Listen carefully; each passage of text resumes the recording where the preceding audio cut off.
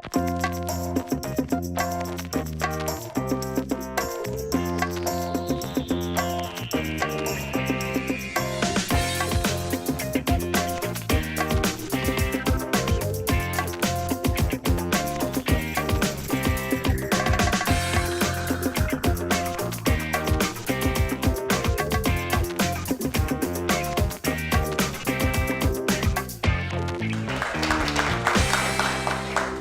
my name is Carrie and I am a co-curator of the Performance Laboratory. How many people here have heard of the Performance Laboratory before?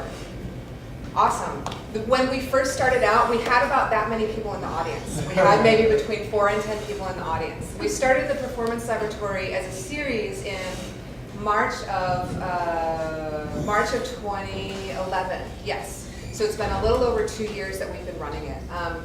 My co-curator, Amelia Javanica, and I, we actually, we met each other. We're both involved in the performing arts. And we met while we were in Indonesia, actually. Amelia had been living there for several years on a Dharma Siswa scholarship studying Indonesian dance. And I was over there for a year as a Fulbright scholar in the field of performance art. And just in our interactions and creative work, while we were there, we ran into each other. And she wasn't sure where she was going to go next. And of course I was like, you should come to Detroit. It is awesome. And so 1 year later, she and her husband moved here, which is great. And one of the things that we participated in while we were in Indonesia were several group-oriented performance activities. And when we got together in Michigan again, we both talked a lot about how we missed that aspect of our performative lives. We missed the idea of coming together as a group with several artists and creating a bi-weekly event series. And so with that in mind, we looked at starting the Performance Laboratory. We originally started this series as a forum for new performance-based works. The requirements that we do ask all artists is that they move over so you can see. And these are some pictures from some of the past Performance Lab events. This is Amelia as her Woods Jeff character. We have several different sort of characters that both of us do. And every now and then we will appear both as the host and as performers. But generally, every episode is between 5 to 6 new performing artists. We ask that artists present new works or works in progress no longer than 10 minutes. So it's less a forum for people to present finished work, and it's more a forum for people to work on ideas. Part of that dynamic that is really great is that we do ask people to submit proposals. So we kind of have an idea coming into each episode how many people are going to be performing work, and we communicate with everybody so that by the time we all meet for tech and kind of work out the details of the show, it's an episode that we're all doing together. And we meet as a group a few days before the event itself. We work out the tech details, and we work out the things like transitions. And we all watch each other's scenes during the tech run. And so that's a way for us to get a little bit familiar with artists that maybe we haven't experienced before, haven't seen work from before. But it's also really nice to feel like you are part of this group that's making this show happen. Not that you're just coming in, doing your scene, and then leaving, but you're in it for the long haul. You help clean the space, you help set everything up. We talk as a group about the order of the scenes, how to retain kind of the pace. Each show has its own theme as well. This past show that we did back in October, just a day ago. Back in October, the theme was the sea. And so how each artist wants to interpret that is always open, and we get amazing results from the themes. So the next episode that we're going to be doing is, the theme is fear, which actually kind of aligns with today's theme of bravery, funny enough. But so we started the Performance Lab March of 2011. We started it once a month. After a few months, we decided that going to every other month or bi-monthly was a way to give people a little bit more time to prepare new works. And we saw an improvement with the quality of works and the thought being put into each proposal.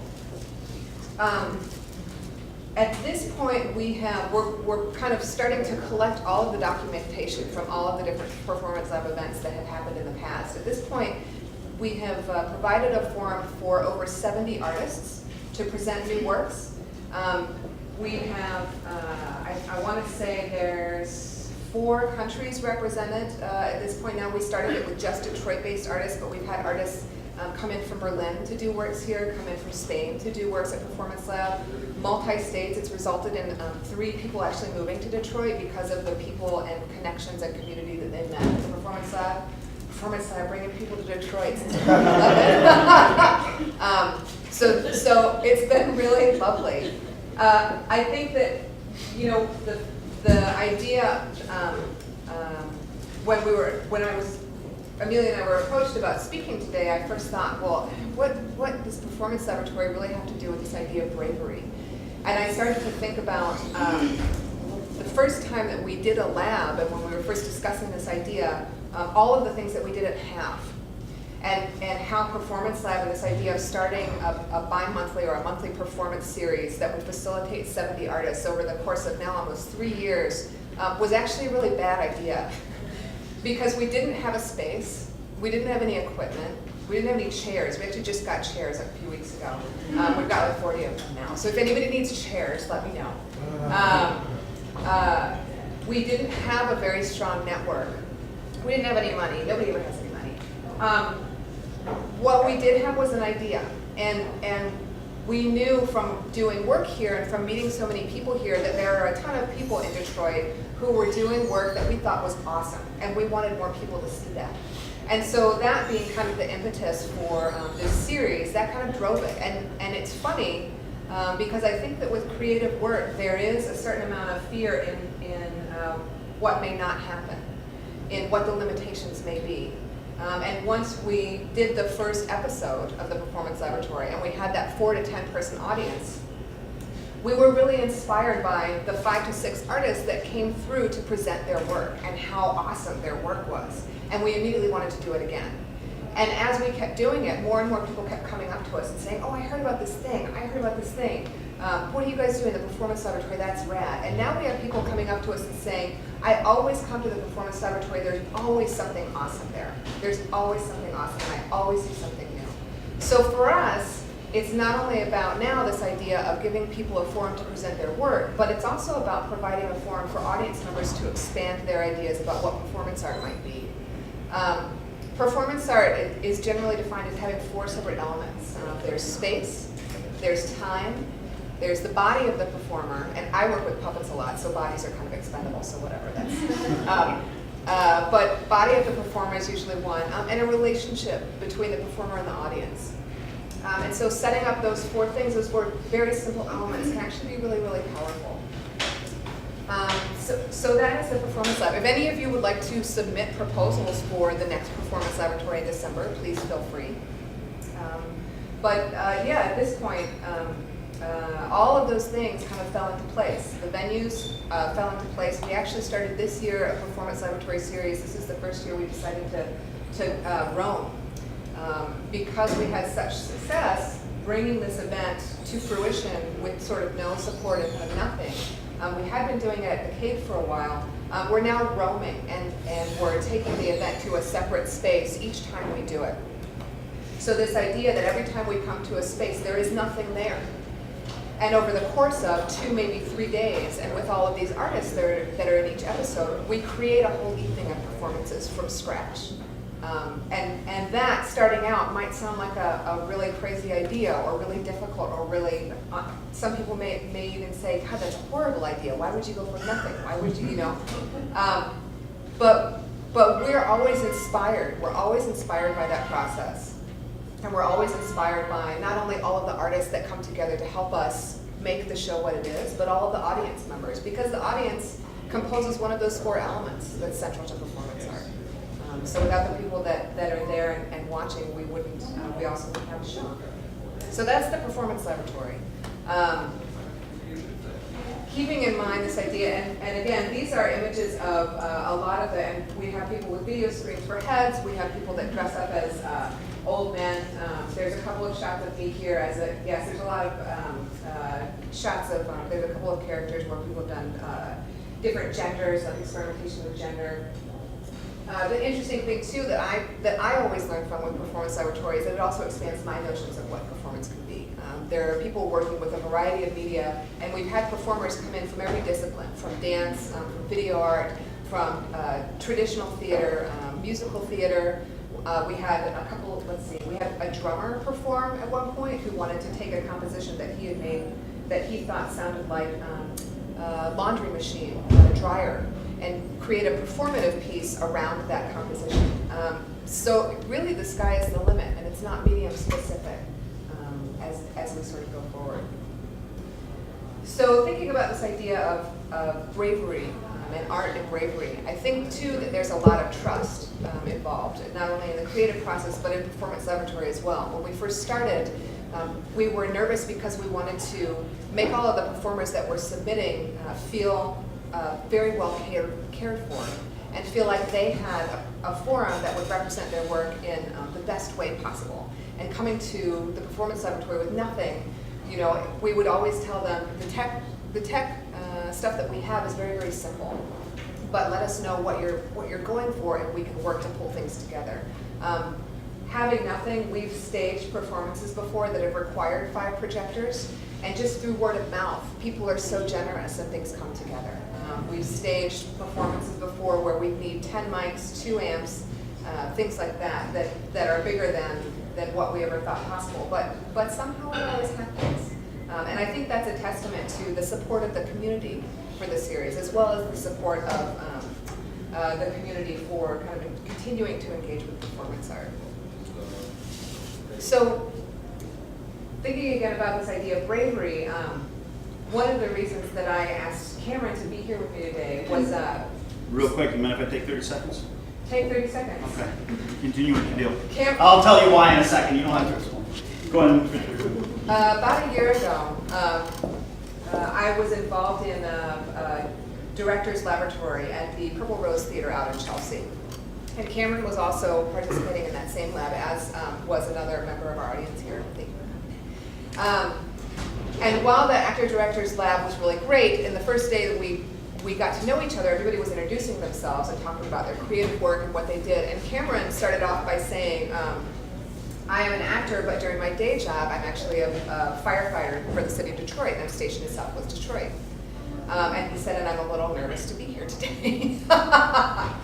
and I thought, what have I done with my life? Like, this guy is totally a firefighter for the city of Detroit, and he's here involved in this creative field. And he's commented several times that he has absolutely no problem running into a burning building.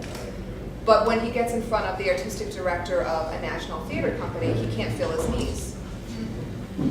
And so it's striking to me that there is that relationship, or there is that intersection between this idea of what we think about when we think about bravery, and how brave it is to yes, save people from burning buildings, but also this idea of creative work, how we engage in bravery every time we produce a new piece.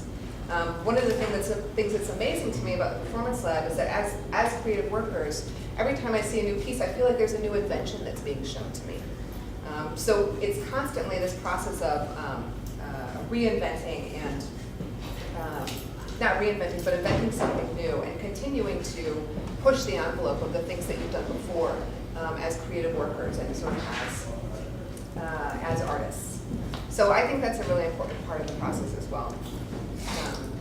Cameron is actually on break. He's technically late from saving people from burning buildings this morning. He's here today. But I just talked to them about the way that you introduced yourself in the A&D lab over at the Purple Rose. Oh, geez, what did I do? Well, just talking about this idea of being both a firefighter and of engaging in creative work as an actor. And maybe would you want to talk a little bit more about connections that you see between this idea of bravery, what we may think about bravery, and then the idea of creative work? Sure. One of the things that I was excited about being here this morning was the fact that I thought she was going to give answers to some of these questions, but I ended up being a part of it. But from the perspective of being in fire rescue, and I'm here in the city of Detroit right now, I work in Southwest. If any of you ever watch the news, there's a bunch of stuff going on, so we're all on the edges of our seats waiting to see what's going to happen next. In the meantime, the calls are still coming in, so we're still going out until the higher-ups make their decisions.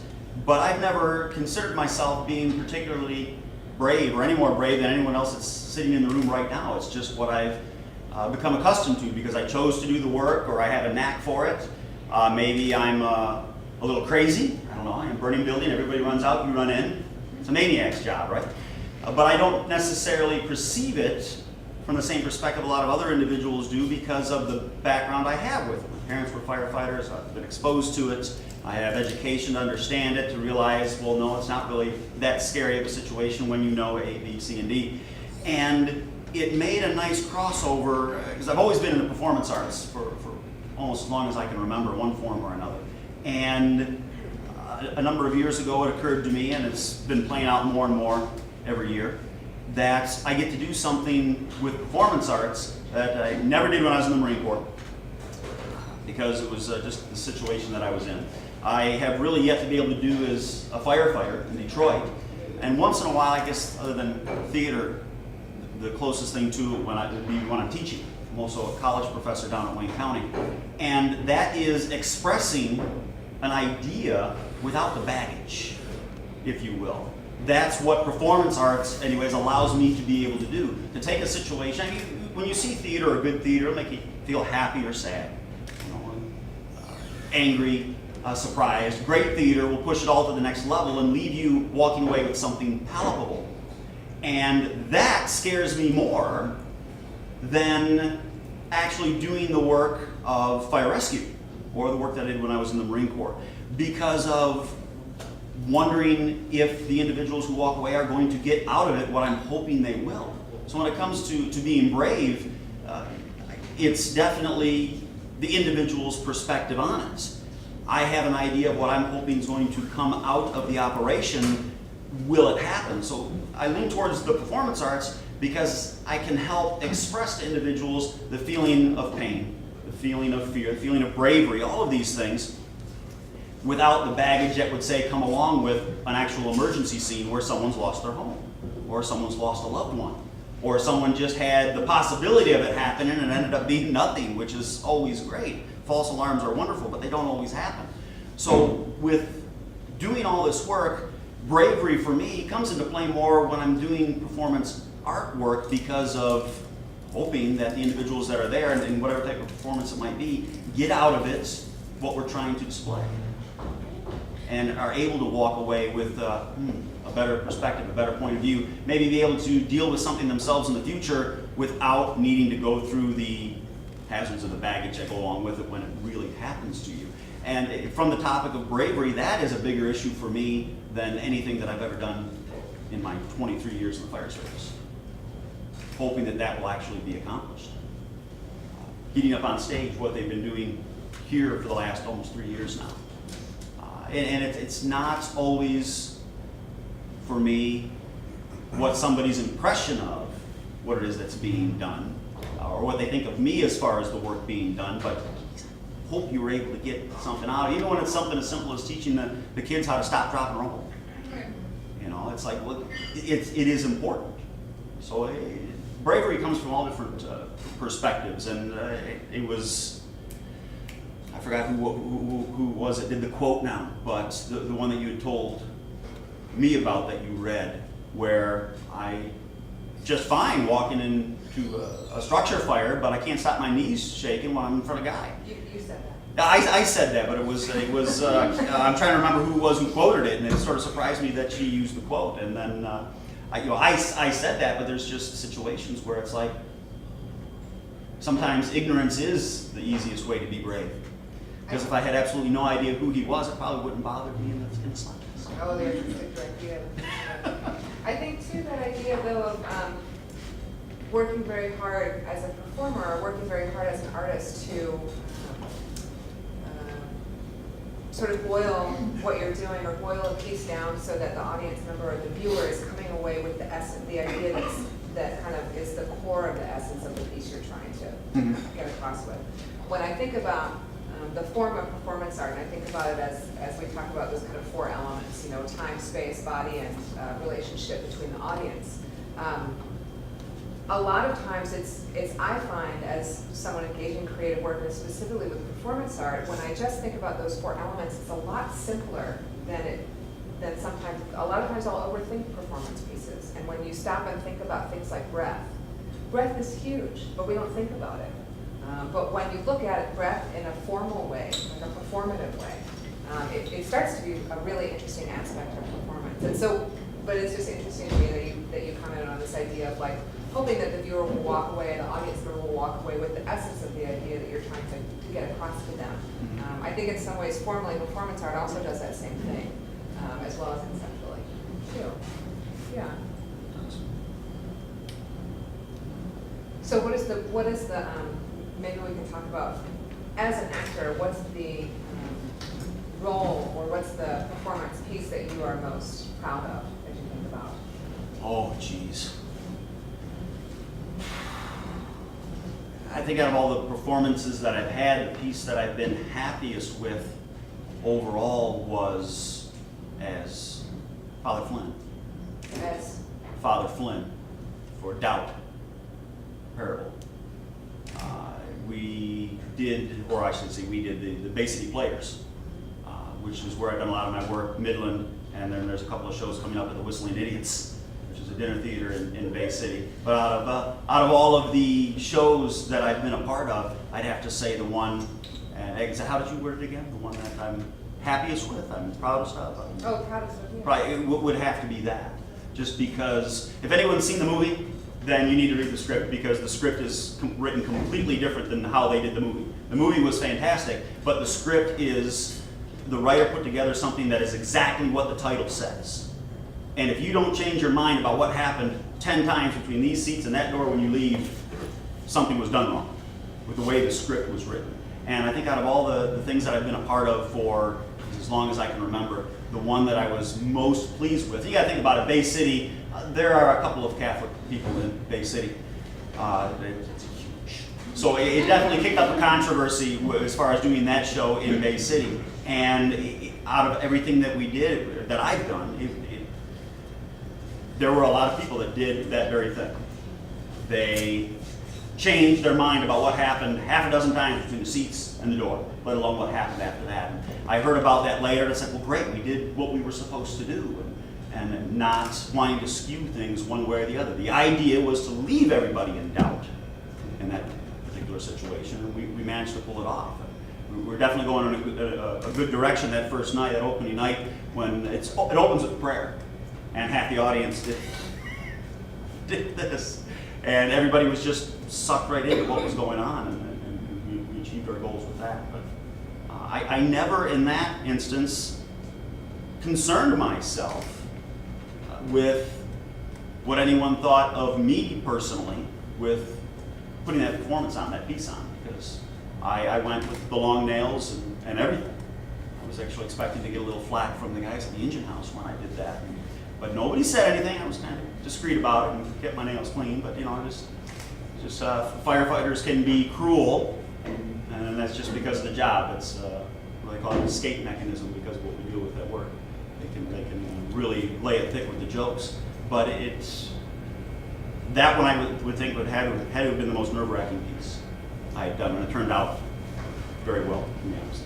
It's interesting when you talk about this dynamic of the group, and I think one of the things too that as a performer, as we do each performance episode, whether I'm performing a piece in it or whether I'm just helping to organize it, the idea that the group is coming together and putting together this episode with all of us kind of collaboratively. We're talking from the get-go about the tone of the entire evening, about the pace of each scene, about which order to put the scenes in. We're helping each other with transitional things between scenes, with tech elements. The people performing are supported by the other performers, and then when they're not on stage, they're also working to support each other. Yes. So as a performer, when I feel that sense of support, it helps me a little bit with my fear. Again, both as an organizer and as a performer. And I wonder, when you talk about the dynamics of the team within the fire station or at your daily job, like as you guys are going into different situations, does that help allay your fears once you guys, I'm sure that having people that you trust and at your back, of course that's going to help you logistically in that situation. But I wonder if you could talk about this idea of trust a little bit, as you found it relates to your fire work and as you found it relates to your performance work. A big part of that, and that's what the phone call was about, is we mentioned when I walked back in, I have a coworker covering part of my shift so that I can be here this morning. I just wanted to make sure when the call came through, it wasn't, got something really bad, you got to come back here and replace me now, man. I want to make sure it wasn't something like that, which has happened before, but you decided not to call me. But the windstorm, everybody remember the windstorm? Okay. And I just luckily happened to do a work change with someone that morning. I'm surprised he didn't call me that and say, get back to work. We're really working hard today, and take over the shift. But it's an understanding of what's going on, and I think that's what makes it, that trust, the understanding, knowing the job, and whatever it is you're doing. I think that's what makes the big difference with having someone be able to look at you and say what they're doing is brave, or what you're doing is brave, or that is a brave act. From your perception, from the other person's perception, it isn't necessarily that way because you don't have all the information. When you don't know what somebody else can do. When you say having an understanding of what's going on, do you mean having an understanding of like the situation, the parameters? Yes, of the parameter, what's taking place on stage, what's being put together by the team, what the individuals of a larger operation are taking care of. I think what creates that atmosphere of bravery is everyone that's a part of that operation has all those other things covered. You know, such as when I'm at work in the engine house, the personnel, whether and I've spent some time hitting the different engine houses in the city of Detroit. There's about 1,000 of us overall. I haven't worked with everybody, but when I walk into the engine house, I know they're not concerned about whether or not the rig is going to operate. I know what I'm doing if there's a problem. I'm going to know how to fix it. I'm going to be able to get us water. Am I going to be able to give them notification in time if there's a problem with water to get them out? Because they know I know my job. And as far as the work that they have to do, they know that if they need some backup support, they can call me and they can get it. So it's having a complete understanding of everybody's capabilities, even if you've never worked before. Because like today, the 2 people were getting detailed in, and I left this morning to come here before they showed up. They're coming from other parts of the city, so I didn't even find out who they were yet. But I'm sure at one time or another, we've worked together, and everybody knows their job. So just the simple fact that you've been here for X amount of years and you've done this work before, we'll sit down for a couple minutes, have a bagel, croissant, some coffee, catch up on what's been going on, and we have that confidence of being able to do our job, and whatever it is. So having all those things, the trust, understanding of the work, whatever that work might be, and whether it was because of your own personal knowledge or because you rehearsed it together to make it happen, once all of that comes together, it definitely puts up that facade of bravery, or that someone is being brave with the situation. And it's, I think, mostly, especially because of what I've been teaching lately, it's because of the individual's lack of understanding of what's going on. And once, I'm not saying that it isn't brave, but once people start getting an understanding of it, it's like, oh, okay, it makes sense. And it makes it easier to be in that position. So the idea that because we don't know the mechanics of firefighting, we may think that's brave, but right. If we knew how to firefight, it would be no big deal. Some of it, yes. Other things you're going to go, oh, we're going to do the same thing. Like when the marathon bell goes off, or the windstorm happened, or you get the call over the radio and they're saying there's a kid trapped. No matter what you do, there's some things that just put you over the edge. You see those big fires they put on the TV? Just on a side note, unless there's something weird inside the building we haven't found out about yet, those are easy. Because you know where the fire is. What's your job? Put it out. It's when you pull up to the building and there's nothing but smoke is the problem, because then you have to go into an environment where you can't see and you can't breathe and you have to find it. And then that's when all the other things kick in, as far as trusting your partner, having worked together, you know your equipment works right, you know the job that you're supposed to be taking care of, that allows you to operate together, and it gives that atmosphere of bravery. But as soon as someone starts not knowing what's going on, that's when you start to get scared. That's when my knees shake when I'm in front of a guy. That's when, you know. I was just going to say, I think part of it too is a trust in yourself. Yes. I mean, as a performer, like the trust in your team, right? Whether you're doing firework or whether you're part of a performance piece, the ability to sort of know who's doing what and feel supported and having the trust in each other. That's also an aspect of it. But I know for me that there's a certain aspect that took me a long time to learn, where it was about trusting myself to carry this idea forward and to present it for feedback. And it's a little bit about, I think, trusting the audience too. Yes. Oh, it definitely is, and wanting to pull your own weight. It's not so much that you necessarily can't do the work, but your concern is, geez, I hope that I can, even though I've done it before. I want to make the individuals that I'm with happy, proud, confident, however you want to label it, with what it is we're doing. So yeah, definitely that trust inside of yourself makes a big difference. Well, thank you so much to Carrie and Cameron for being here today.